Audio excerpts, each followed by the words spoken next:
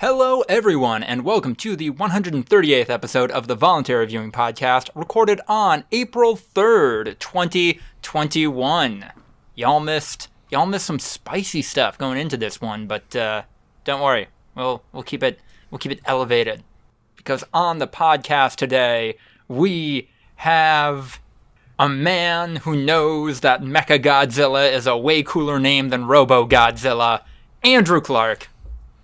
That's me. I'm the one that corrected the man in the movie when he said, "Oh my god, that's like a Robo-Godzilla," and they said, "No, it's not. It's Mecha-Godzilla," even though that's not a name that has ever been spoken in this iteration of the franchise, because it's a new thing, "Oh my god, what's that?" And you're it's Mecha-Godzilla. That wouldn't be anyone's first name for seeing it. No, it would be Robot Godzilla.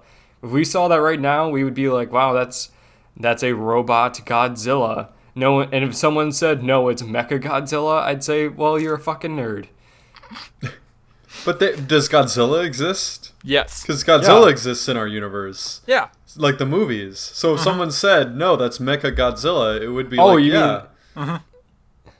In our world, if there was a 40-foot tall robotic Godzilla, and someone said it's a robot Godzilla, and they said, no, it's Mecha Godzilla, that person's cool, because Mecha Godzilla was a movie.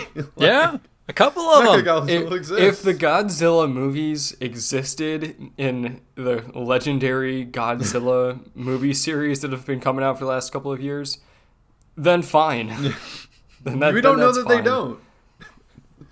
If kaiju exists, who's to say they didn't make movies? It's still about a dude in a suit, like the old Japanese Godzilla movies. They're like, oh wow, we should make movies about this giant monster that's terrorizing our real world. Let's just have a dude in a rubber suit do it. Also on the podcast today, we have a man who would rather watch Inception in Fortnite than Tenet at all, Ryan Holtz. Inception in Fortnite as the 14th time that I've seen Inception. A little bit different, but yeah. No, instead of watching Godzilla vs. Kong with you guys, I watched Sunderland Till I Die, which is a documentary about an English football club that if you remember, the Ballad of Luca Toni, that is a football club that I took control of, and Netflix made a Netflix show about, and I was like, holy shit, I have actual affinity for this program now. And 2 episodes in, I got the itch and bought FIFA 21 so that I could rebuild Sunderland, because they're down bad, y'all. They're down real bad. In my universe, we won 6 straight Premier League titles. As you know, in English soccer, when the Premier League, when you finish in the bottom 3 of the Premier League, you get relegated to the next league, a worse league. They got relegated and then finished in the bottom 3 again and got relegated again. They're now in the 3rd highest league of English soccer, and I'm trying to bring them back, baby. That is incredible. Yeah, that's what I do when I'm sick. I just fucking dig in and do some weird shit for a long time. Yeah. And then last but not least on the podcast today is a man who is apparently built different than Don Cheadle, because if I, Lucas DeRuyter, were to challenge LeBron James to something, basketball would be the last thing I would pick. Maybe that's just me. Yeah, I saw the Space Jam 2 trailer. I put that in the film, but we can talk about that now. I haven't seen it yet. Mute yourself and leave the call and watch it. While me and Lucas talk about it. I don't know.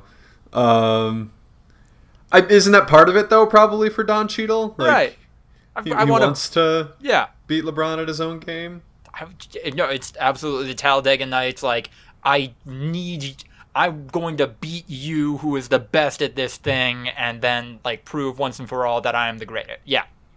Yeah. Okay. You know what? I'm going to go leave the room and watch the trailer.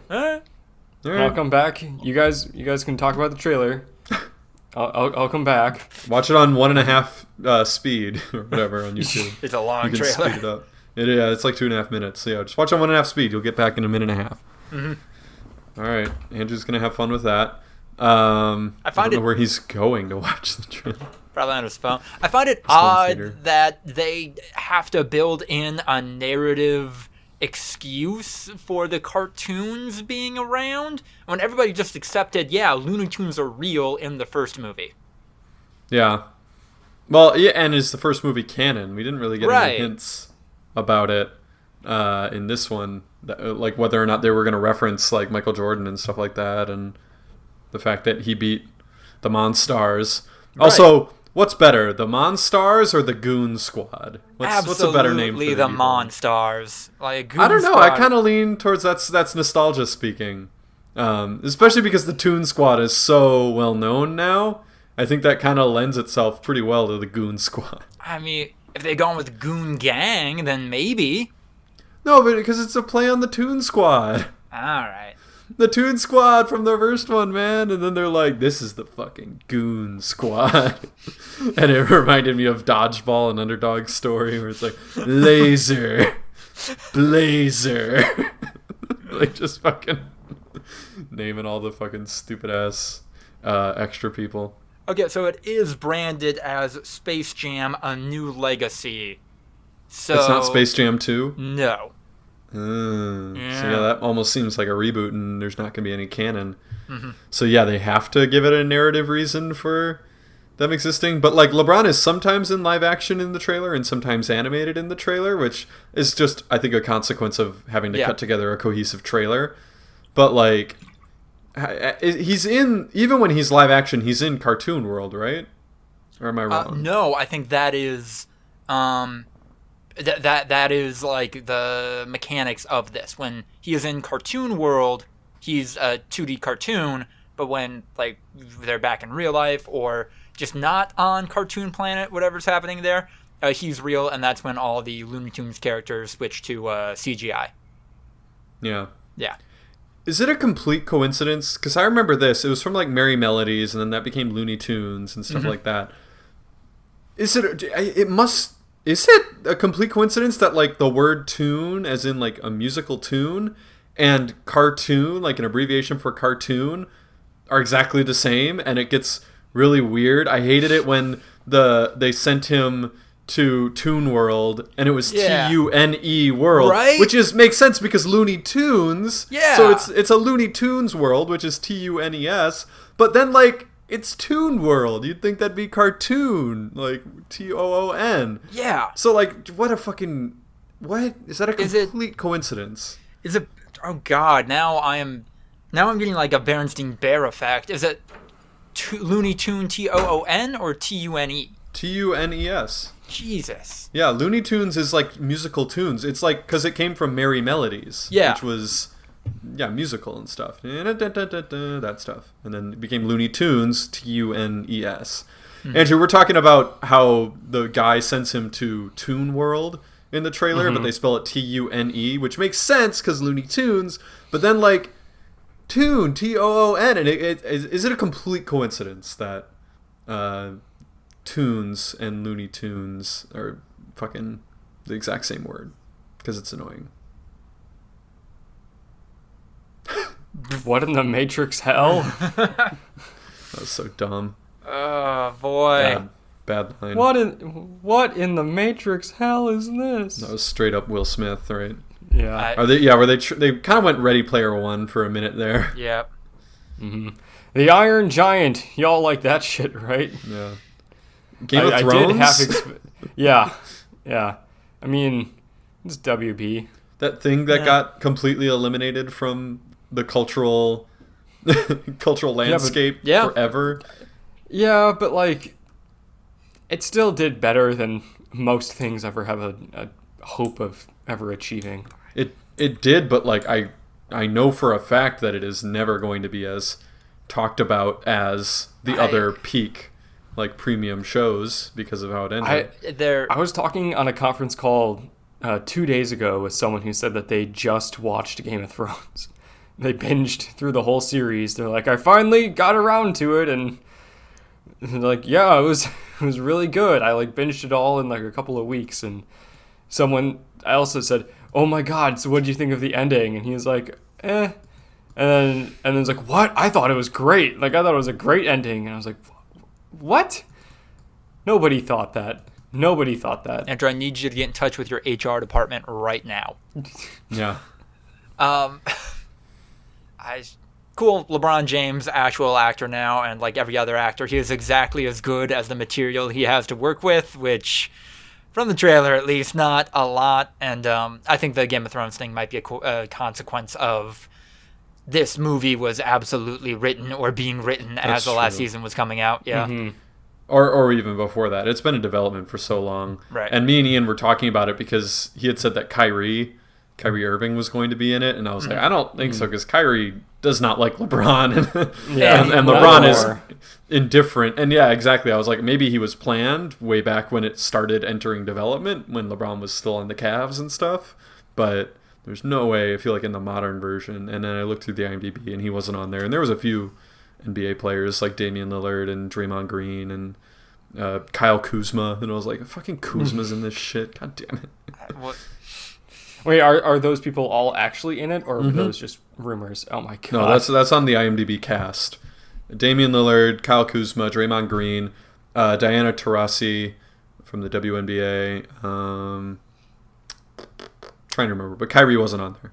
And I was like, if they're gonna have Kyrie, it better be like Kyrie's playing for the Goon Squad. Yeah. It's like a fucking bad guy, like mustache twirler villain. Kyrie would never have the like self-awareness to do that and be okay with it.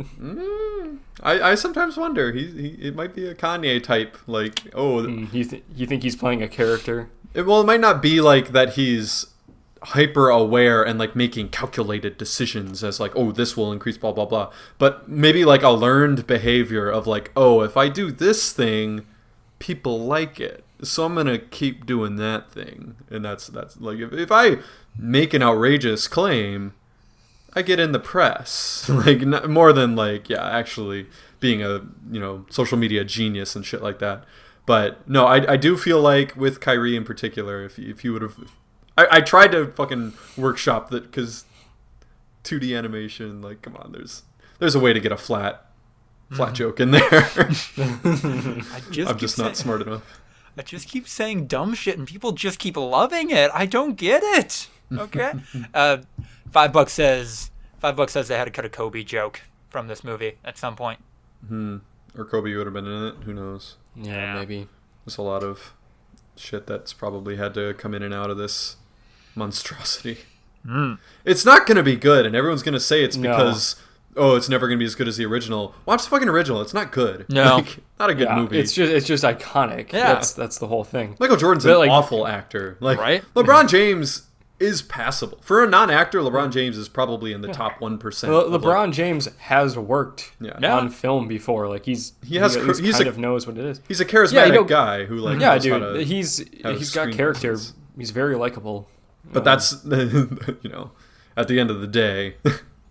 and I wondered if that was a part of, because Lucas, you said like, in the first one they just pretended like Looney Tunes were real and like just kind of got over that pretty quickly. And this one they had to have a little plot point. I wonder if it's so that they could animate LeBron to take off some of the hard work of physically acting. Like, and instead just have him voice acting, which I know we've had this whole debate about the difficulty of voice acting versus real acting, and I've definitely always been in that pretty firmly, that quote unquote real acting with your actual body is harder than voice acting, and I know that that's controversial, but it could be part of it. I don't know. They're different disciplines. Speaking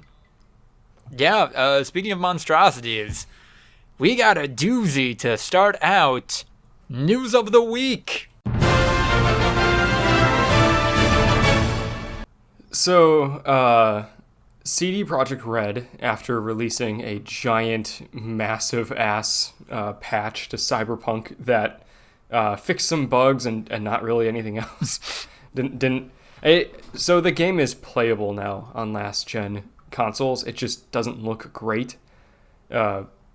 Cyberpunk 2077 on the PS5 looks like a mid-level to early PS4 game, and Cyberpunk 2077 on the PS4 currently looks like a late-gen PS3 game, whereas when it first released, it looked just like a straight-up PlayStation 2 game.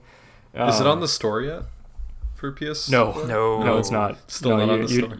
You have to buy a physical copy if you want to play it on PlayStation, unless you downloaded it before it got taken off, which was early. It was like 2 or 3 days in. Yeah, pretty quick.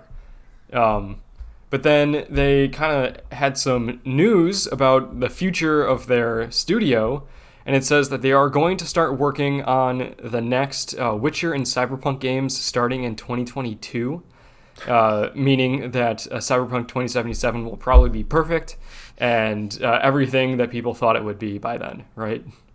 Yeah. Okay, cool. Sounds right and to that me. also means that, we'll probably get The Witcher 4 in 2033, and we'll get Cyberpunk 2099 in 3005. No, I mean, they put it in the title, Cyberpunk 2077. This game will be finished and perfect by 2077. It's right there in the name, guys. Come on. At which point it'll just be a real-life simulation. Yes. I love that, fucking... In 2022, they're going to work on the next Cyberpunk game. Yeah, they're going to... I didn't think this was going to be a game that got sequels. Ah! Yeah. Okay, so it sounds like the number one issue with Cyberpunk 2077 is just a matter of scope and not really refining ideas as quickly early on as they needed to. So if they have a tighter production cycle for the sequel, there's a chance that could be an actually good game. But it is one of those things where, like, if you make a product and there are issues, you can learn from your mistakes the next time around. And I get that this was a very different game than The Witcher, but they made AAA video games before this that were extremely well received and very polished. So it's not like, oh, this was baby's first video game and next time around they're going to have the resources to actually do it right. Like, this is a big studio. Andrew, do you get the sense that CDPR has any goodwill left, or is that a wash now? If they say we're going to work on Cyberpunk 2088 or whatever the fuck they're going to call it, the studio might go under. If they say we're going to work on The Witcher 4 or like The Witcher Ballad of Ciri or whatever the fuck they want to call it, I think that would be the right move. I think people just be like, okay, they can put aside everything that was fucking wrong with Cyberpunk for a little bit and go back to what works.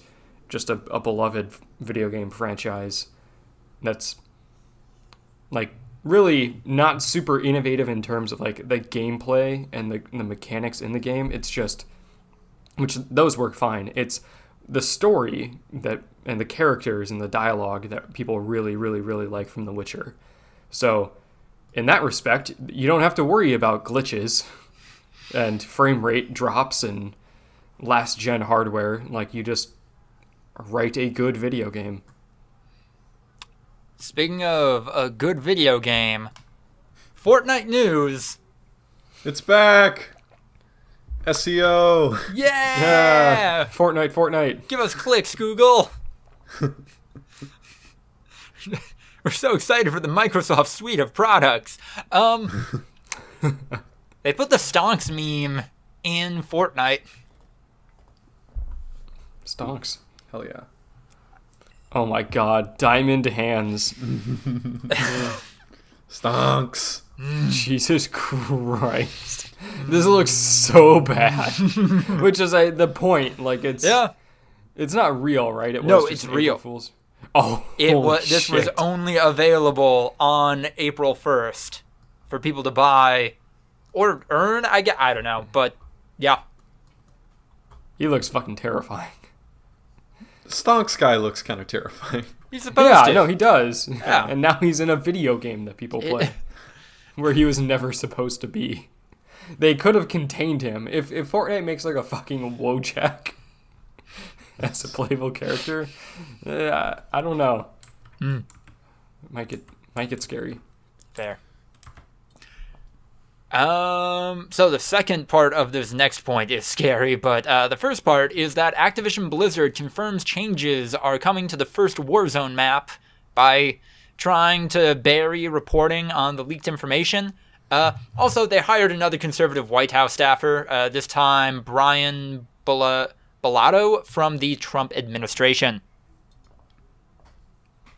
Yeah, there was a bunch of leaks. Including like a full-blown trailer that was like just missing effects and stuff.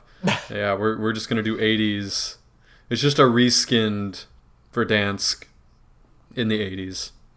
That's the new map.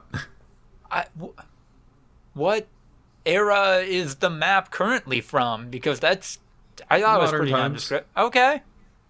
It's for Modern Warfare, so it's supposed to be kind of like now, basically. Nondescript So why, Eastern Europe. when these things leaked, why are they trying to hide it so bad? It doesn't make sense to me. Because they want to make an event out of it, you know? Yeah. And it wasn't ready. Like, if you watch the final trailer, it was missing all sorts of effects. It was comical. I don't know if you remember, was it the original Mummy trailer with Tom Cruise, where, like, they fucked up all the sound? Have you guys seen that? I don't think I have. Please watch that. I don't even know how you'd find it. Just like original Mummy trailer with sound errors. Like it's all you can only hear like bits and pieces of like dialogue every once in a while, and then like Tom Cruise screaming when like the plane punches open. So the plane punches open and it should be like wind rushing through, and then Tom Cruise screaming, but all you just hear is like like nothing else is happening and shit. It's pretty funny.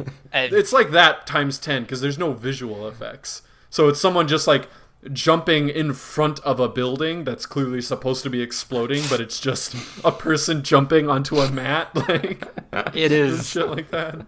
God, do we ever find out how that happened? Like, did an editor just send the wrong file to the social media team to upload it, or fuck, I don't know. I mean, I think it's coming from sources. I don't think it ever went to like an official Warzone account. I think it wasn't even close to ready, and either someone was just like, this will be fun to leak this shit, or I mean, there's cynical people on like the subreddit that are talking about how this could be Activision's way of dulling. They know there's going to be insane backlash if they're like, hey guys, new map's coming, and then it's just Verdansk but 80s. Like, so they're saying it could be their version of just like getting out ahead of it by leaking it and like letting it slowly dissipate across the community instead of like all at once, one massive backlash. So what's the expression? Don't attribute to malice what can be attributed to stupidity. Yeah. Who knows, man? But it's funny. It's worth a watch, if nothing else, just to see some behind the scenes of major productions and what it ends up, what it does look like. It reminds me of also the I don't know if you guys have seen the behind the scenes from the CW DC shows. I think it was Supergirl and Flash. Yeah, we're doing a team up, and it's like Supergirl going like, I'm gonna blow them away, and then she just starts like moving her arms in a circle, and there's no visual effects, so it's just the actress going like being super serious. And then I think the Flash like goes like, all right, I'm off, and like jumps, and like but he jumps like 2 inches off the ground, and it's clear that he's supposed to be just like jumping and sprinting, but instead it just like jumps barely off the ground and then like lands and then just stands there and holds. Like, it's pretty fucking great. I remember a comment, I don't know, I don't even remember where this was, that like, oh man, the Flash is so bad now, the actor doesn't even run. And it's like, no shit, he doesn't run. Like, what? I don't think you know what you want. You are asking for something worse. He wants them to film the actor just like actually running as fast as he can, and then just like speed it up by 30, and like that's the effect that he's like, just like an old timey as he's like running along. Just a fucked up frame rate of the Flash, still running at very visible speeds. Not something that would be described as superhuman, but it just doesn't look right. Yeah, it looks like an old, when they used to undercrank film highlights and they're kind of like running really fast in some sort of sport. Like Babe Ruth hits a home run, and even though he looks like 300 pounds and just fat as fuck, he's like kind of moving around the bases like pretty quickly, and you're like, he's like walking and he's fat. There's no way he's moving. That's basically it. Yeah. God damn it. But actually, no, now that I think of it, I think it was the Flash that was doing this shit with his hands. Yeah. And then, like, she, like, started, like, blowing. Like, and I think it was supposed to be, like, super breath. But all you just see is her going, like... and then the Flash is just like, there's too many of them. We got to get out of here. And, like, jumps and, like, nothing happens. TV's weird. Yeah. It's pretty fucking great. Gotta love it. And we gotta love this first bullet in film. Andrew. King Ghidorah hacked the mainframe. He did. That's it. Right, I do care about Godzilla vs. Kong spoilers. No. So... Andrew, do you want to do 2 truths and a lie about the stuff that happens in this movie, and each of us alternate? Okay, yeah, sure. Okay, so I'll do one, you do one, then I'll do the last one, okay? One of these is going to be fake, Ryan. Okay. King Kong knows sign language, and the people who had been studying him for a decade had no idea. Andrew? Mechagodzilla is controlled like a Jaeger using the brain of King Ghidorah.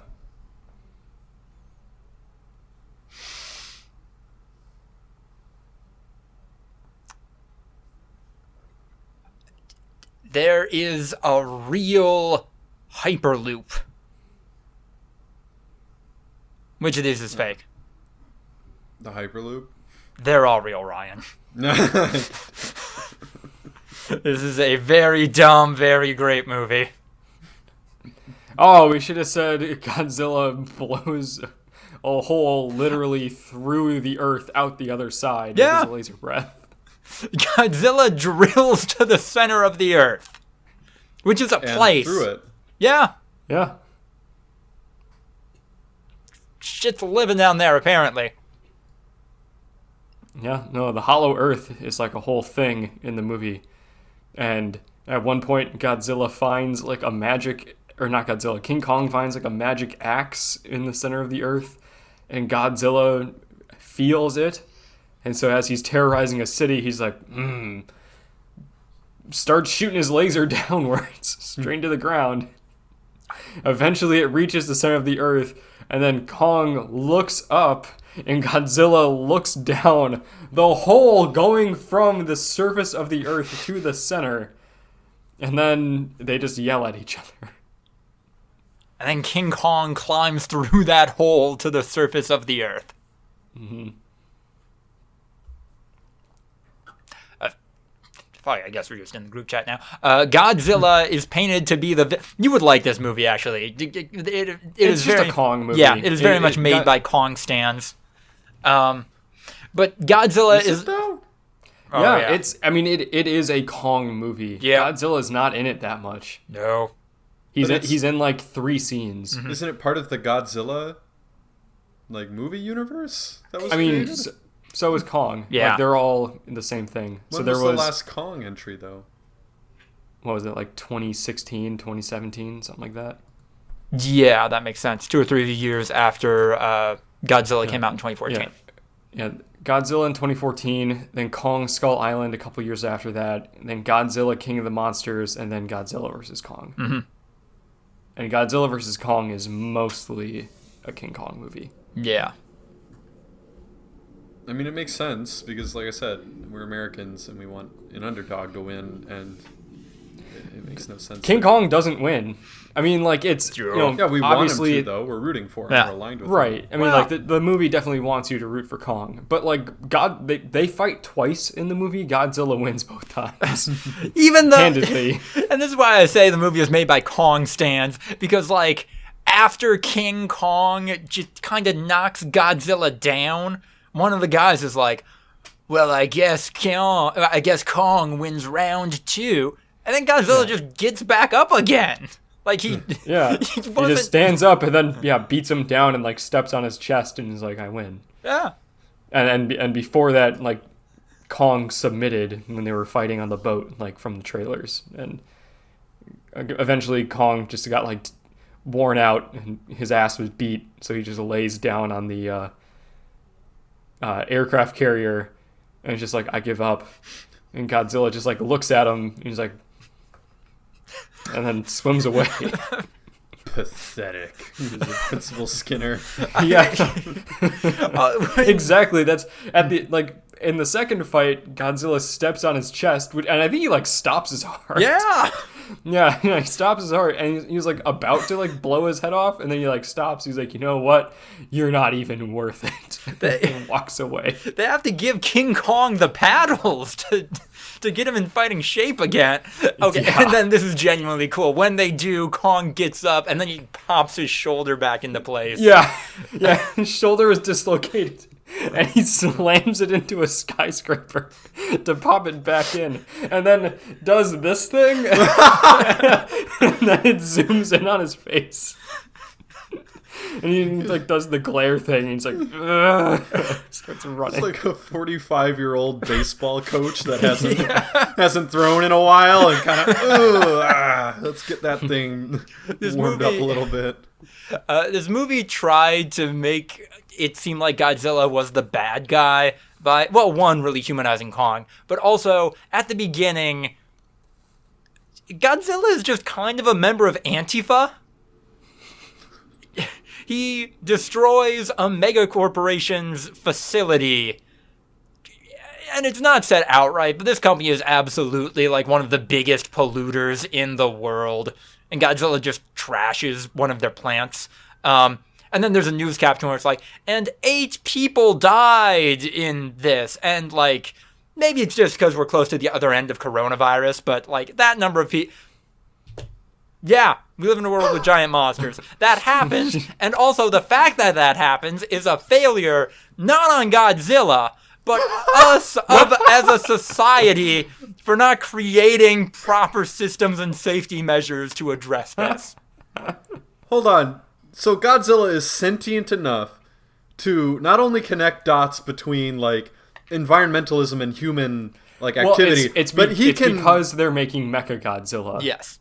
They're making Mechagodzilla to kill Godzilla and all the other Titans. Mm-hmm. Okay, so it's not even an environmental thing. It's just self-preservation. But at the very least, he can connect dots of, like, oh, they're trying to kill me.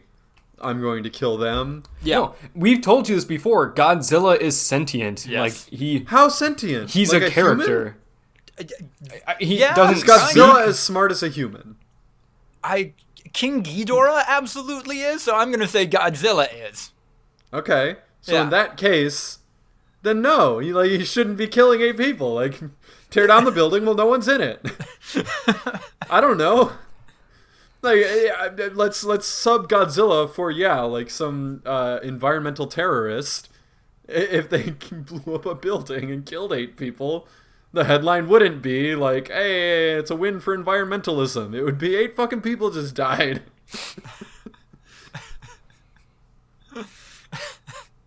Fair.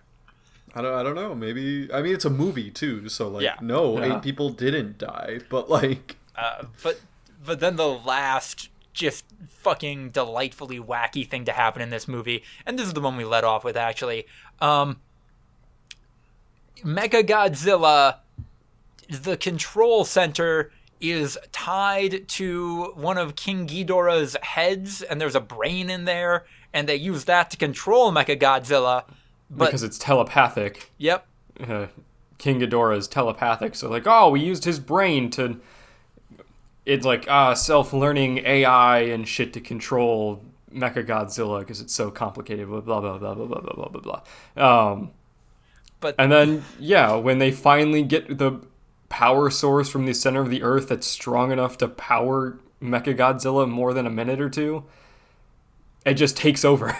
It kills the pilot and everyone in the facility and just thinks for itself. King Ghidorah hacks into the system and takes control of Mechagodzilla. Cool. It was one of those you had to see it to enjoy it. King Ghidorah puts on some sunglasses and says, "I'm in." Ryan, you have to watch this movie, and as homework, you have to watch King of the Monsters. It's not an option. I'm not doing either of those things. I don't think you understand, Ryan. I do. This isn't a request. Okay. I for one would rank this below King of the Monsters, personally. About on par with Kong Skull Island, but this one, to my understanding, pretty successful so far. A lot of people watching it, but box office number is a little squiggly right now because of the HBO Max release. So if this is what gets us to get more of these kinds of movies, I'm fine with that, and I hope we do. Also, I know it was a solid movie. Yeah. It was probably a better movie than King of the Monsters. Just not enough Godzilla. It wasn't quite as cool. King of the Monsters was quite literally just 2 hours of monsters fighting, spaced out with a little bit of human shit going on. This was, not nearly as much big monsters punching each other. Still good. Yeah. Still good. In spite of the fact that it wasn't just 2 straight hours of CGI monsters punching each other, still good. No. Somehow. I don't know how they did it, but yeah. Really. Every year I see the Oscars, and the movie that wins has 0 hours of monsters punching each other. And I'm like, wow, how is this movie still good? It doesn't have any CGI monsters punching each other. How do they do it? I haven't figured it out yet. All right, so this one's about a young girl who's, coming to terms with her sexuality and her abusive family. Okay, but when does the monster show up? When does the CGI monster show up? What monster? And it punches the other monster. When does that? When does that? Is that the Act 2 break? Like, I'm just trying to lay it out for me. Yeah, wait. I imagine it's like the Movies in Space, the Chris and Jack short film, where it's just different colors flashing on the screen in the same order, and he just keeps winning all the awards. No, the CGI monster has to come and punch the other CGI monster. That's the ticket. Wait, you guys are telling me you're not going to personify her fears and insecurities as a giant CGI monster? What are we even doing here? It's the most relatable thing on planet Earth.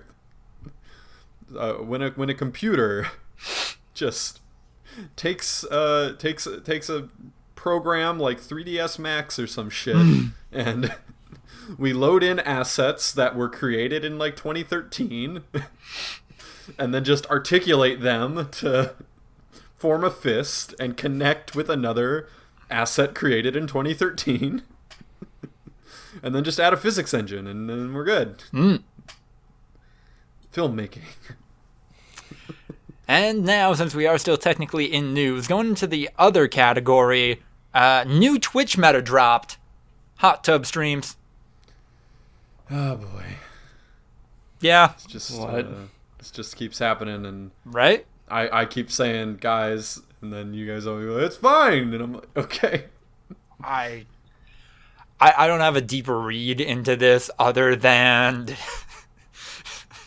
I don't know, the process of getting here, of Twitch saying, yeah, no, you're not allowed to wear like a swimsuit or something like that unless, you're at a beach or a place where a swimsuit would be appropriate.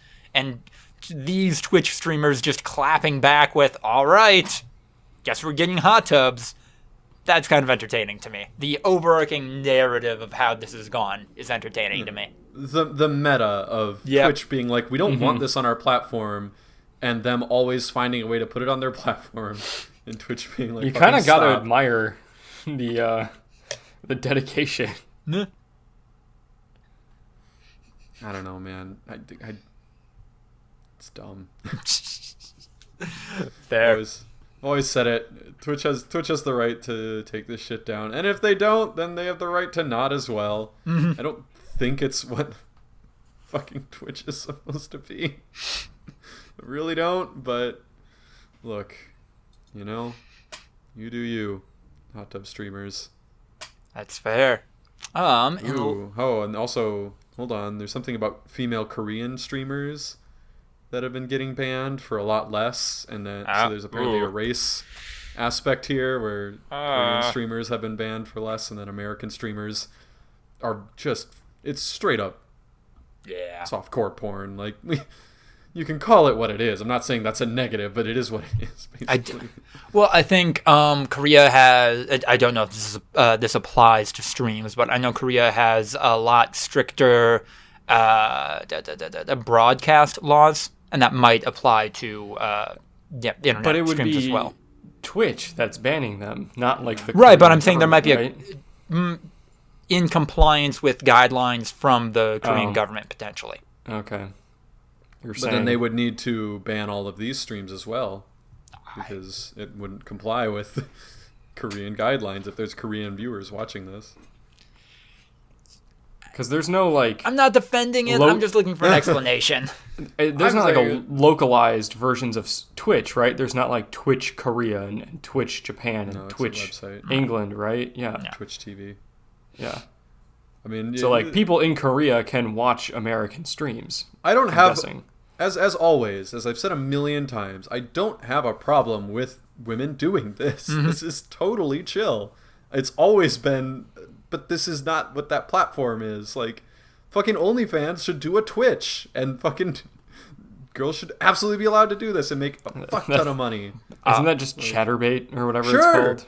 Do it on whatever platform like that. But that's what you're coming for. Like, I don't know. So it's weird that it's, if you enjoy a platform that is super mainstream and following like gaming, because once again, Twitch was a spin-off of a live stream thing that was just like IRL streaming now, Justin.tv. Twitch was supposed to be the gaming hub, and then Twitch got so big that they introduced IRL streaming, which was the original company, and then that is now turning into, like IRL streaming is always just attractive women showing cleavage and just chatting. So a piece of knowledge I know just from the ether and no other reason, there are live streams on OnlyFans. That is a function of that platform. Cool. Yeah. That sounds like a much better platform for this type of content that it'd probably be a lot easier to monetize than Twitch. I don't know, man. All right, and since it doesn't look like we have any memes, we are going into the breakouts.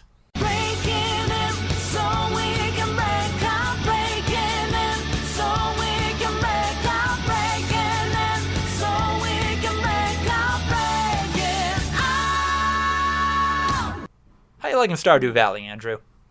I'm liking it too much. It's a 5-year-old indie game that I just downloaded on my Switch because I had a gift card. And I'm like, you know what? I'm down for some chill video games. And that's what this is. It's a chill video game that lets me grow crops and raise cows and talk to people in town and go fishing and go dig up some rocks in the mines. And yeah, it's fun. I think I finally get why people like Minecraft. I still don't really like Minecraft. Like, I get why people like it now. Like, this isn't the same thing as that, but yeah, I get it. Stardew Valley is just super chill. You get stuck in the loop of, like, going from day to day to day. It's really easy to just do that for hours and not really notice. So ostensibly, I guess you could describe Stardew Valley as a cross between Animal Crossing and Minecraft. Yeah, Do you have any kind of long-term goal in mind that you're working towards right now? Or is it still just kind of, all right, I got to get resources to do even the basic stuff, and once I get that sorted out, then I can do the wilder stuff? I'm getting to the point where, like, I'm doing some of the more advanced basic stuff. Okay. So, like, I just built a barn and bought some cows, and now I get milk from the cows, and I'm selling honey because I built beehives and shit like that on top of just the regular ass farm and fishing stuff that I did before. But I know that there is like crazy shit you can do later on if you like get far enough along. But I don't really have a goal yet. Okay. I know that there is like kind of like a story going on in the background that's like magic shit that you like are trying to solve by basically raising the right kinds of crops and products and that kind of shit. Not really too deep into it yet, but yeah. Do you have any inklings towards waifu? Yeah, waifu or husbando. I believe they added gay marriage in this game. Yeah, you can be gay in this game. Like, I think all the single people are romanceable. I really don't like the term waifu. I don't know. There's like one person in the game that I gave a mushroom to, and she's like, I like mushrooms. We should hang out sometime. I'm like, okay, cool. You lock that down, art. Andrew. She does sculptures and stuff. I don't know. Ooh. I'm not like a dating sim kind of guy. I just want to be a hermit and raise my cows and grow my peppers and eggplants. In Fallout 4, did you ever do any of the romance stuff? Yeah, I did. So you are a dating sim. It's the same concept, baby. Yep. It's not really like a dating sim though in Fallout. It's do the mission. It's do their quest, and then at the end of it, it's like, you're dating now. Yeah. You have to build up affinity with them in order to unlock that quest and everything, and you have to do things they like. It's the same thing. I never really figured out how the affinity system worked in Fallout, because I know there's things that people like and things that they don't, but I never really like figured out how much of a certain thing you're supposed to do, and then eventually it's just like, oh, Bruce, I need to talk to you. I am a robot girl, and I need to find the cure for everything. Put me in a girl body, and it's great. We're married now. Yeah. It's I mean, if they're aligned, if they're aligned with like the general like good side, then they'll like when you do good things and like take the good person option. If they're kind of aligned with the bad side or like more of like the mercenary side, then they'll like when you do stuff like that. Like if you give stims to dog meat and they're a good person, then they'll like you healing your dog. Like it's gotcha. Pretty straightforward. Yeah. Garvey won't like it if you just start beating people up in the street, but that one character who's Irish for some reason, totally fine with that. For some unknown reason, that woman who was a bare knuckle boxer. Oh boy. Yeah.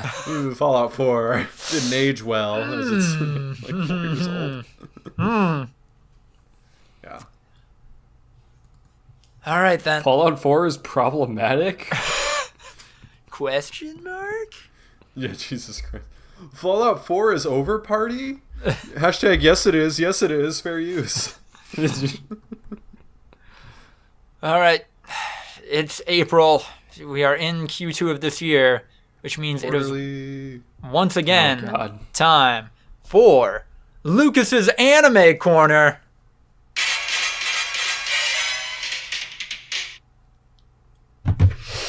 A lot of good anime this quarter. A lot of bad shit too, but some good shit. We'll get there. A lot of good stuff. Mostly not, but a lot of good stuff. All right. Gonna start with anime. So what has far and away been one of the most talked about, one of the most covered so far, is a series called Mushoku Tensei, or Jobless Reincarnation. This is an isekai with some stunning animation, and according to YouTube and other people of note, It's one of the best anime ever made. Really sucks that the main character is just a pedophile. Yeah. What? How do you get over that, though? Yeah, right? What? How do you say this is one of the best ever made? Too bad it's pro-Nazi. Like, what? It's like watching... Oh, yeah, exactly. It's like watching a World War II propaganda film, and it's like, man, you should really check this out. The mise-en-scène. Oh, fantastic.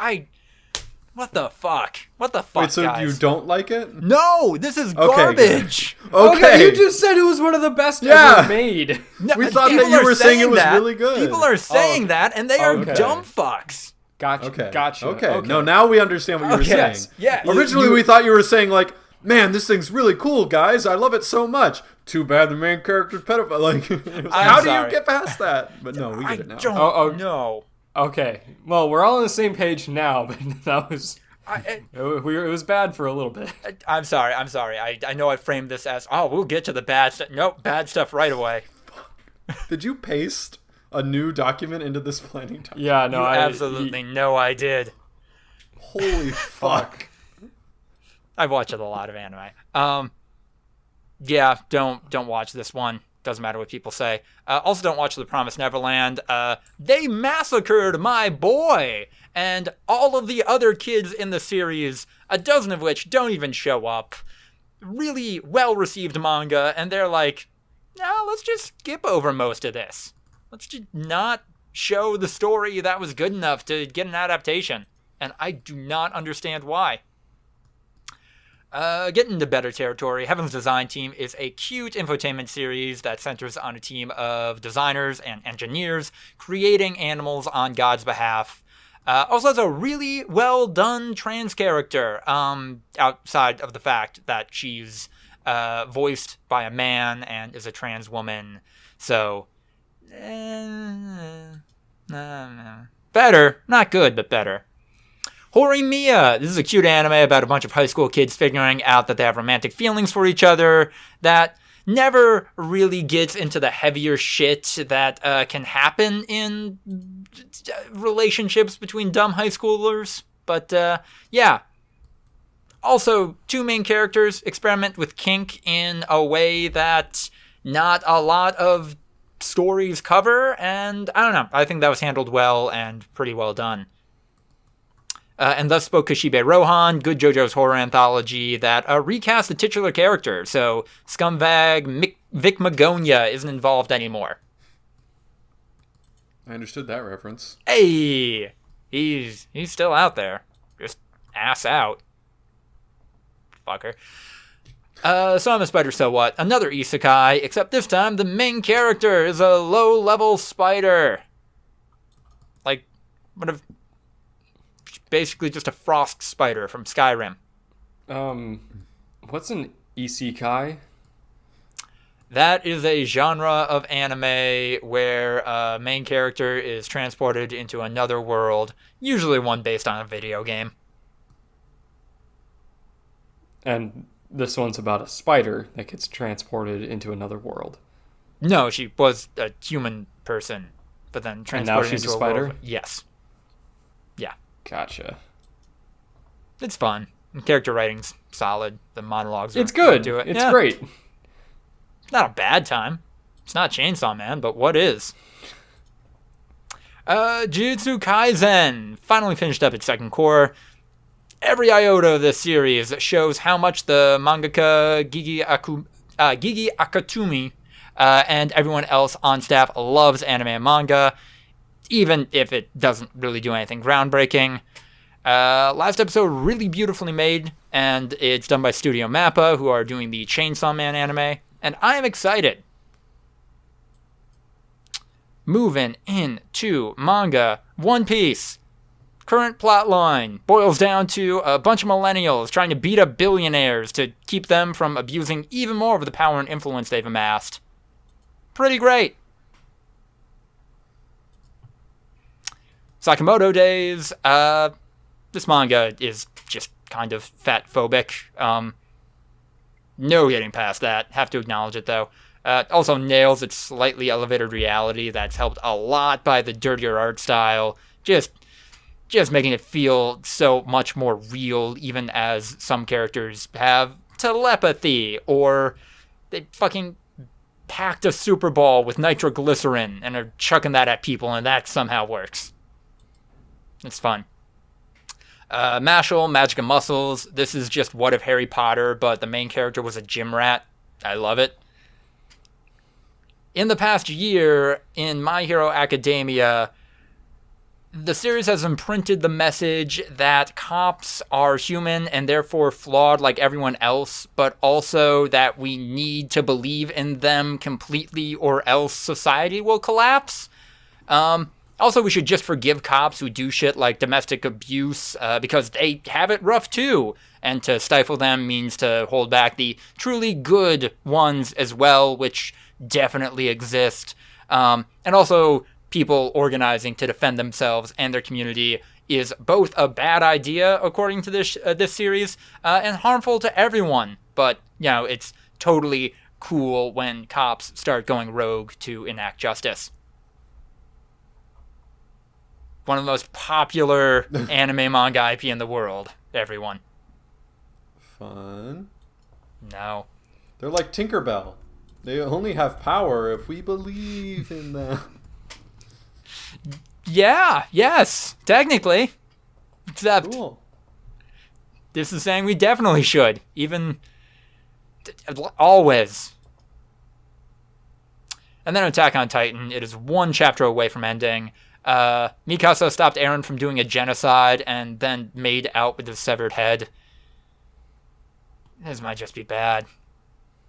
This might have just always been bad. Fucking rough, man. Mm-hmm. Gotta go take another walk. Skip some rocks on the pond and I mean, really dig deep. Is Attack on Titan bad? I mean, I was a part of the Attack on Titan is Over party since, oh boy, maybe 2017. Damn. Just you had a really good weird horror series on your hands, and then you wanted to make it a political drama and didn't know how to write a political drama. So, I don't know. It's just spiraling. Bravely Default 2. I'm talking a lot today. I reluctantly beat up a knight for an evil empire who seemed like a pretty cool dude, actually. I don't know. I beat the evil Lord Commander who, in true JRPG fashion, was betrayed by his hot second-in-command the second it looked like he wasn't going to get the W. She's currently trying to do the apocalypse. And now I've gotten to the Destroyed Kingdom and am returning the crystals to stop the apocalypse. Also, my characters now keep commenting of how the game is almost over, and I'm still waiting for that third act twist. I need it. Don't video games kind of struggle with that though? Like, isn't it almost bad to do that because it does make the player start like looking forward to it being over, Mm-hmm. Yeah. versus like enjoying the ride. Yep. So The Witcher 3, I remember, had that like exact thing where after playing the game for 50 or 60 hours and you're coming up at the end of what ended up being the second of 3 acts, everyone's like, oh man, the final battle is going to happen. Better go around the country and like do the classic, like, better go around and grab all your friends that you made along the way to help you fight the big bad guy when he comes. And then you do that and you're like, all right, time for the big final battle. And then it happens. And then it's like, oh, well, some stuff happened that we didn't expect. Let's go finish this shit around. Like, you got another 25 hours of this left. I'm just like, I mean, like, I'm glad that it wasn't done, and The Witcher handled it pretty well. But yeah, it's like you think it's going to be done, and then it's like, but it's not. Yeah, I was thinking immediately of Red Dead Redemption 2. Like, Oh, God, that game ends up dragging real hard by the end because it's just like obvious that the end game is coming, but it takes even if you're just focusing on the main story, it's probably another good 20 hours from when they start setting up the end game to when you actually get credits. Like, yeah, but then so like Red Dead Redemption 2, the end game of like the main story does that, where it's coming, but there's many more missions to happen before that happens. When you learn that Arthur is dying of tuberculosis, you know the ending is near. Mm-hmm. But near is, like 10 missions and 20 hours away. Oh. And then the game ends, and then you have the epilogue. Epilogue, which is still really long. And the epilogue is in 2 fucking parts. Uh-huh. Yeah, you don't get the ending to the story if you don't play the epilogue. It's not like some goofy, like, this is a tack on. This is like absolutely a part of the story. It's not like and now you're this character and you get to explore the open world. No, before you can do that, you have to play the epilogue, which it has 10. It starts out with 10 hours of farm work. Which I like to Stardew Valley, but Red Dead Redemption 2 does not do farm and ranch tasks very well. That shit's boring. And then it's another couple of hours of cowboy missions, and then it's the end of the game. So the Bravely Default series, their twists have always been genuinely surprising. In the first one, you find out right before the third act that the fucking fairy who was guiding you along and like, you gotta restore the crystals to save the world, blah blah blah, she was actually fucking evil, and like the whole time you're doing that, you're actually making things worse. That was great. In Bravely Second, the sequel, you lose. You fucking think everything's gonna be fine, but then no, you do end up in an impossible situation, and then through a little bit of hackney time travel, you do the first part of the game over again and try to set up a better situation. If this game doesn't have something like that, I don't know if it's going to be good. I don't think it'll be bad, but it won't be it won't be good. Wow. Maybe. I don't know. It hasn't done enough for you yet. You're withholding judgment, but as of now, it's not there. Not narratively, at least. The mechanics of this game are just fucking made for my brain chemistry, but no, the story. So if the twist comes along that you're expecting, even if it's like a good twist, does the fact that you've been waiting for it to happen kind of diminish the impact a little bit for you? Because I like a good twist as much as the next guy, but if you're like, well, the other 3 games usually have a twist around this point, so I'm waiting for that because right now it's not great, but this twist will make it good. Is it really a good twist then? I mean, well, I don't know. And now we're getting into conversations of genre, and it's like, I don't know. Everybody loved Knives Out, and the twist in that one is that there isn't a twist, actually, right? So I don't know. It depends. There's a twist in Knives Out. Yeah. What do you mean? There's the murder reveal. I mean, like the twist is like part of the twist is he did actually commit suicide because he wasn't going to die and he didn't know that. But the twist was that Chris Evans attempted to kill his grandfather and pin it on his nurse. Well, and that's why all of that happened. The twist. Yeah, Chris Evans. Yeah, the reason that he actually died is because of Chris Evans. That's the twist. But then it's you go through the whole movie assuming she made an honest mistake, and that he was cool with that and was like, it's an honest mistake, it's not a big deal, you should still, get a portion of the fortune and everything like that. I guess. And then you realize at the end that no, it wasn't an honest mistake. She was, only doing it because Chris Evans. I guess the point I'm trying to make is that the movie sets it up at one point where oh, this isn't a whodunit. Like, this is what actually happened. And then in the third act, oh, no, this is actually still just a whodunit. Like, so, yeah, there was still a murder plot. A twist. Yeah. But then For me, it was a twist. Fair. We all enjoyed this movie. Like, No, yes, but I'm saying, like, the twist is that, oh, no, this actually isn't breaking away from the genre. But,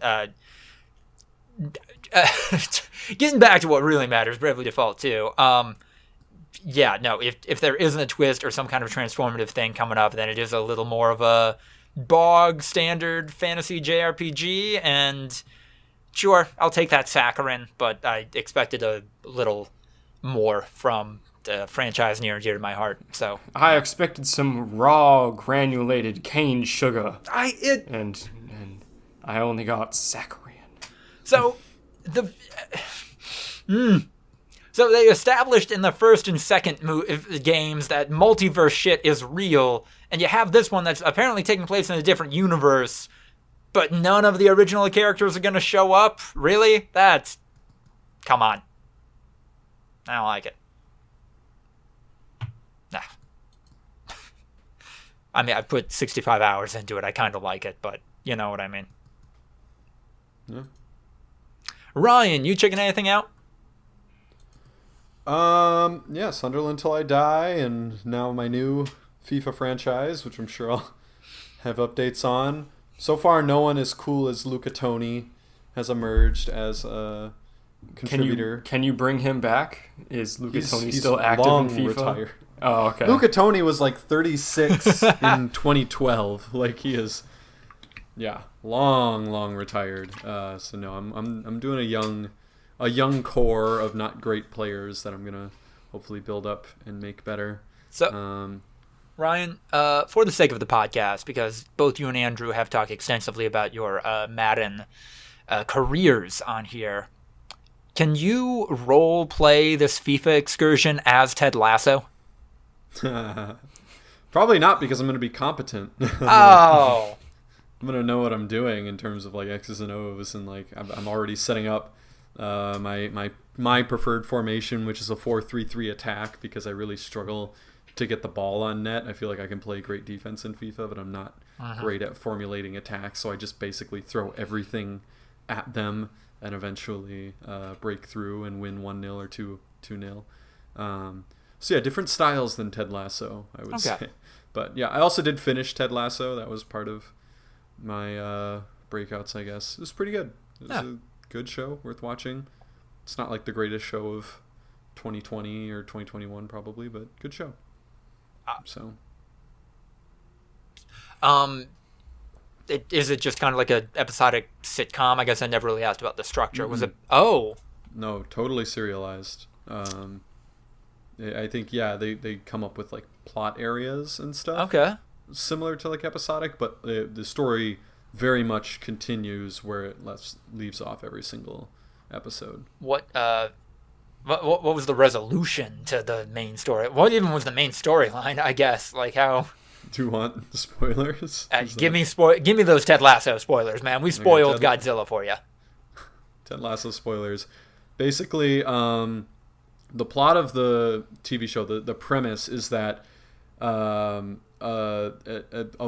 wife of a billionaire soccer club owner finds out that he's cheating on her, divorces him, and then gets his football team, his football club, as part of the divorce settlement.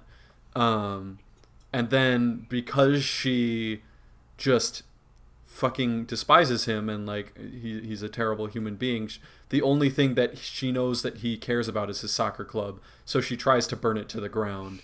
And the easiest way she sees to do that is to hire Ted Lasso, who went viral for like dancing with his players in the locker room after a D2. He coached Wichita State's football team, so like an FCS college team, and then she hires him as the new coach of his football of the football club, and he was successful. He like had just won the D2 national championship and stuff like that, but in football, and has no idea what he's doing.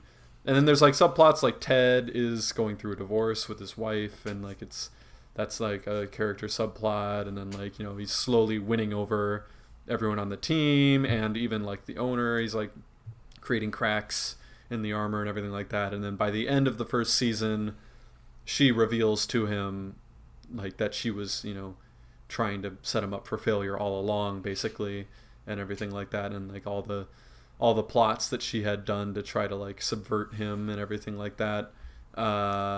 And then he like forgives her because he's like a super jovial, like super like too nice of a guy and everything like that. Forgives her, and then they have to win a game against Manchester City in order to avoid relegation, or like there's a situation where they can tie, and they set up the whole series where like he can never get used to like tying being a result, and he thinks that's stupid and like hates it. It's like, or we could tie and another team could win 6-0, and we would also avoid relegation. And then it turns out that like the other team did win 6-0, and they set it up so that like, whoa, they do some crazy play and it worked, like the lasso where they like kind of line up like a football team, and that like works out to like create a goal, and then they tie it up with 1 minute left, and then the player who had been on Ted Lasso's team but was cut as one of the owner's like devious plots to subvert him, and thinks that Ted Lasso was the one who did that to him, like gets everyone together, rushes and like scores a last minute goal to make them relegated. So now they're currently in the second division is where they're going to start next season, after getting demoted, basically. So kind of the plot of the movie Major League, except they lose. Yeah, they lose in the end of the first season. And I mean, that's that's TV. That's modern TV. You can tell a ridiculously long story. The overall arc of the season was, like him winning over the locker room slowly but surely. And like, even though they didn't necessarily win that much, they were able to have like some success and everything. And then, they fell apart at various points when she would undermine the team and everything. But now I guess the next season she's going to be aligned with Ted and everything, so it's going to be definitely a different dynamic, even though like they were always friendly and had like a friendly relationship, but in the meantime she was always trying to like make him fail. So I guess they're just going to continue. It's similar, I feel like it's similar to The Good Place, because you guys know the season 1 of The Good Place spoiler, right? Like it's going to be like that, where Ted Danson was secretly trying to undermine all the characters, even though like on the outside they were super friendly and like, had a good relationship with each other. So it'll be like that, where now in season 2, they'll just keep the main villain being super friendly and just drop the whole undermining subplots, and I think that'll work for the relationships, basically. So, and I imagine it seems like they're setting up the billionaire former owner to be the new antagonist in season 2, but hell yeah, we'll see. All right. Very good. And that will send us into the group chat. Ryan, Andrew showed me. Not me. No. Oh, okay. Andrew. I didn't write this. Ryan, Andrew showed me the Lance Reddick bit from the Eric Andre show, because we skipped over this. Lance Reddick is just kind of hanging out in the new Godzilla movie. Yeah. Oh, really? Yeah, he's in 2 scenes and has 1 line. Yeah. And he's also doing his like British accent from John Wick. Yeah. Nice. And we're like, wait, what?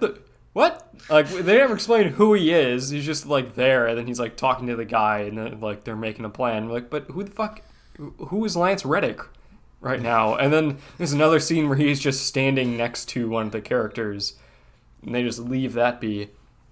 And then, we got talking about like Lance Reddick and how he's like a good kind of underrated actor. He's in Horizon Zero Dawn. We talked about that for a little bit, how I like his character in that video game. Hold on. We also talked about how Lance Reddick is somehow deceptively fit. Yeah, no, hands cut. Bizarre. And then Lucas had not seen his guest appearance in the Eric Andre show, which is fucking incredible. It's a top 5 moment in that show. That is 100% the reason that I fell down the rabbit hole of the Eric Andre show. You need a new desk. Yeah. Walks away. Comes back out. I wish I were LeVar Burton. When he fucking like That's a genuine reaction. Yeah, from it's just Andre like, when he punches his desk. He's like he's legitimately afraid. He's like, he's an intense guy, I guess. if you can out Eric Andre, you've got my respect. That's all I know. Like he legitimately had him on his heels, and that is fucking rare when you watch the show. It's a great clip. How the hell did Eric Andre inherit the jackass mantle, and how has he done so well with it? It's so much better than Jackass though, because it's absurdist, you know? Right. It's not like it's not the like, oh, just watch me fucking hit my nuts with a hammer 5 times and like everyone else laughs. Like it's very much like just fucking absurdist humor at its peak. I'm not saying peak funniness, but at its peak, it's the most humor. absurd. Yeah. Yeah. It might not be the most funny, but it is the most of what it is. Yeah. We've all laughed too hard at a Bird Up segment. Like, yeah, we've all been there. Yeah. No, it's great absurdism, and absurdist comedy for me gets to the point of physical illness relatively quickly. And sometimes Eric Andre crosses that line, but it's pretty rare. Auntie Donna is, I think a reason I like them so much is that they've almost never crossed that line for me. Like maybe once they've actually crossed that line into like, I physically feel unwell because of the just overall vibe that I'm experiencing. Any of this style of humor where the joke is that the guy just throws up, that I'm not into it. That's in Eric Andre a lot, though. Yeah. There's plenty of that. Eric Andre high and lows. For me, it's not even like physical revulsion. It's just a huge sense of discomfort and unease created by the universe that they've created within their absurdist humor. It's the feeling of, oh, I don't like this. Oh, I really don't like this. Ugh. It's like almost like a cringy type feeling. It's not the same as cringe, so much worse than cringe. Yeah. Cringe is just not funny for me a lot of the time, where I'll just be like, okay, I'm just not laughing. Absurdism, it gets into the uncanny valley of human experience, I feel like, where you feel like you're in a fever dream, and you're just like, I'm so disoriented. Yeah, the whole point is that this doesn't make sense. Yeah. But it almost makes sense. Like, it's almost mimicking what we're currently going through. Is the reason we like the appetizer dinner party bit so much because it brushes right up against that line? I don't think so. Okay. No, I like that because it's like a direct satire. Okay. Like a direct parody of media that we've all consumed. That's fair. I guess with very low stakes. I guess I don't fully. Yeah, I don't think I've gotten that. Don't Hug Me, I'm Scared. I like Don't Hug Me, I'm Scared. Oh my That's god. usually, for a lot of people, the line. For me, Don't Hug Me, I'm Scared is definitely crossing that line into I'm feeling physically unwell. I mean, I feel like the most extreme example where it's not even humor, it's just pure absurdism, is Eraserhead. That fucking movie. Like, that will make you feel physically unwell. And it's, for that exact reason. Like, you just feel so uneasy that your stomach gets tied in knots. Like, it's like that. Absurdist humor can get to that level too, but it's not as pure, undistilled. But no, I found moments of Don't Hug Me, I'm Scared funny, but I feel like it also definitely got into the fucking terrifying. Yeah, I don't know. I always thought the way they did it was artsy, so that was, I don't know, that's my half-assed defense of it. Yeah. I think Eric Andre and Auntie Donna do that too. Huh. But no, I mean, like, green is not a creative color. I fucking quote that all the time. Green is my favorite color, and every time someone mentions it, green is not a creative color.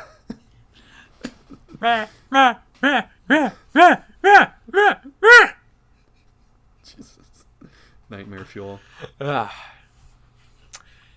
Speaking of, I don't know, what's a transition? Speaking of nightmare fuel, this podcast. Thanks for listening to this podcast. That might be nightmare fuel to some, but this podcast is a dream and coming to an end, which means we got to do a clap sync and move on to the wind down. What's Holy Saturday? Just the day in between Good Friday and Easter. Yeah. Oh, I never heard of that. You know what? I know we probably did this last year and the year before, but wait, no, that we haven't been doing it. That we probably said this last year, but like, what are you doing, Catholics? What are you doing, Christians?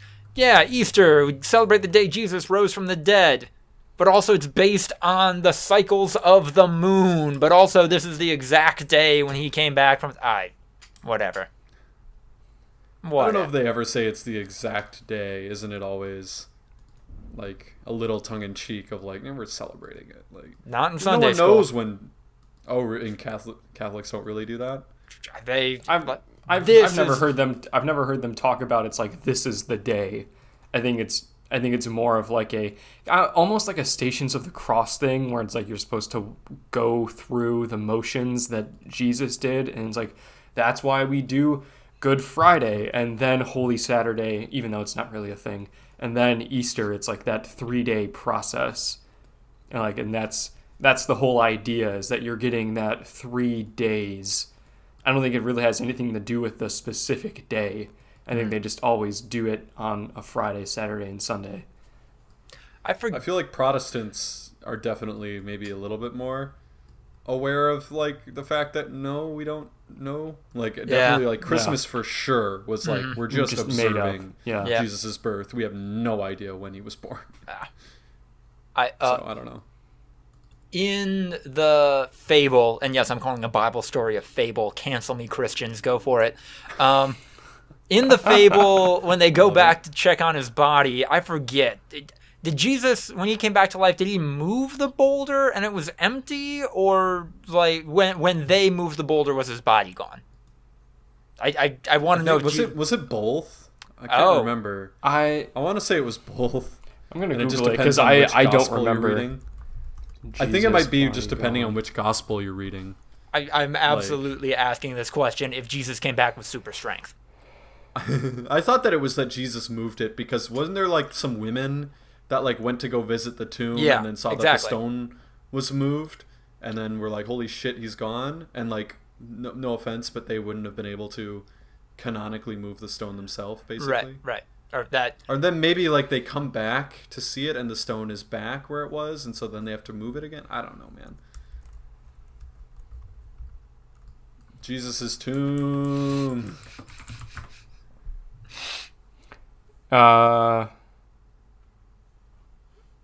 Tomb of Jesus. They found the stone rolled away from the tomb. Okay. There you go. I didn't get the significance of that because I kind of thought it would be more like, we put this stone here and it didn't move, and then later we moved it and then it was empty. But like the idea of we came, it would be like the door of the house was open and everything inside had been stolen.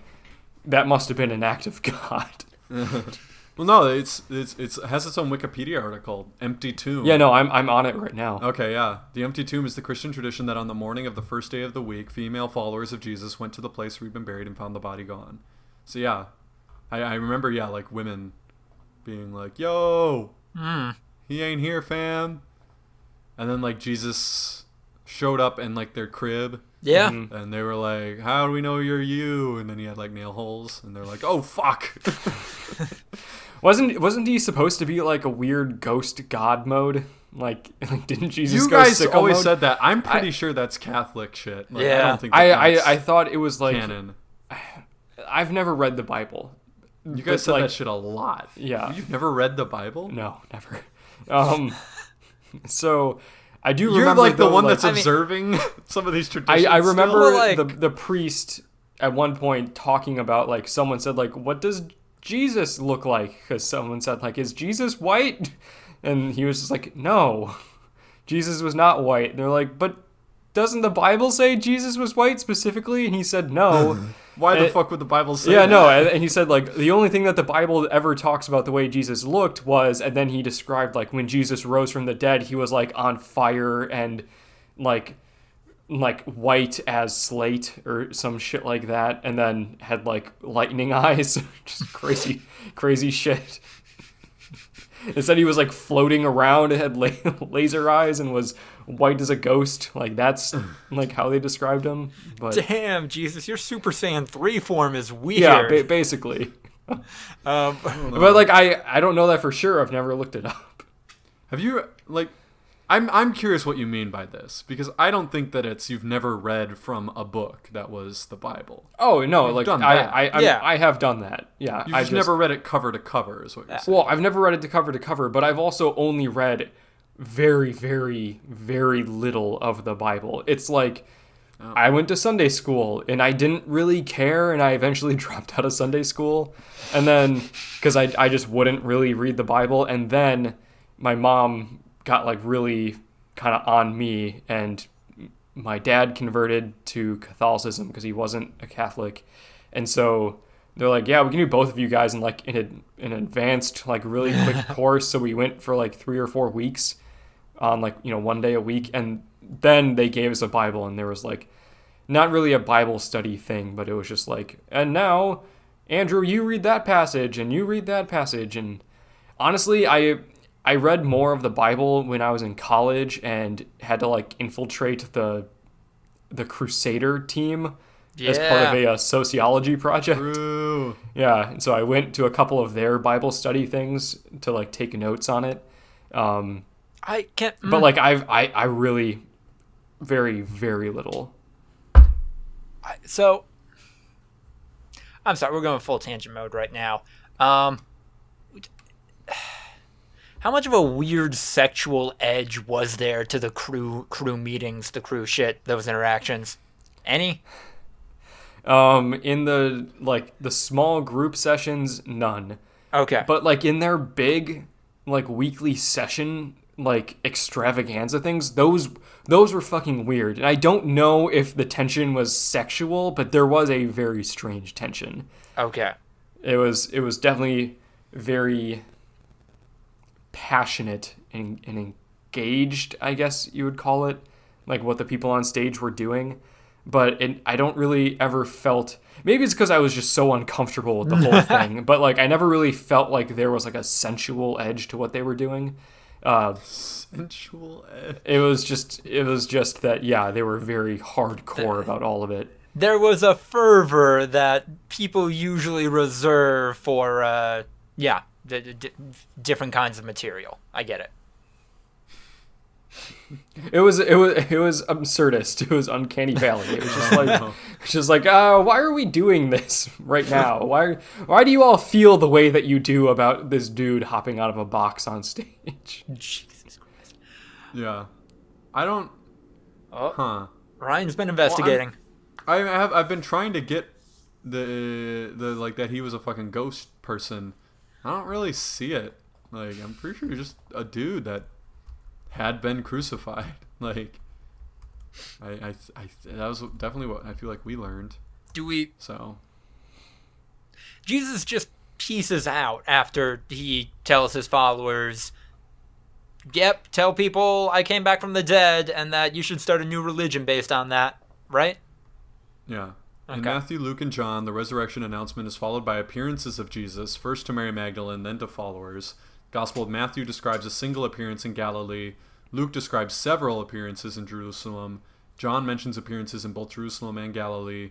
At some point, these appearances ceased in the early Christian community, as reflected in the gospel narratives. The Acts of the Apostles says that for 40 days he had continued to appear to them. The Gospel of Luke describes Jesus ascending to heaven at a location near Bethany. So, yeah. And as always, they always differ because a bunch of dudes decided, let's make up some shit. Oh yeah, the dude who the first thing he does after coming back to life is visit a prostitute. Definitely died a virgin. Yep, canon, guys. Mary Magdalene wasn't a prostitute by that point. She was redeemed. Oh. I mean, even read this. The portrayal of Mary Magdalene as a prostitute began after a series of Easter sermons delivered in 1591. When Pope Gregory XIV conflated Mary Magdalene, who is introduced in Luke 8:2, with Mary of Bethany. and an unnamed sinful woman who anoints Jesus' feet. So it basically, they... Oh, shit. The myth of Mary Magdalene as a prostitute isn't even biblical. Oh, shit. As always, as a lot of things in Catholicism, it's a very old religion. He just starts improvising, and somebody's like, "Oh shit, this is good. Write this down. Write this." Yeah. Wars have been fought over this. Yeah, and this is is literally lost in translation stuff. Records of making it up.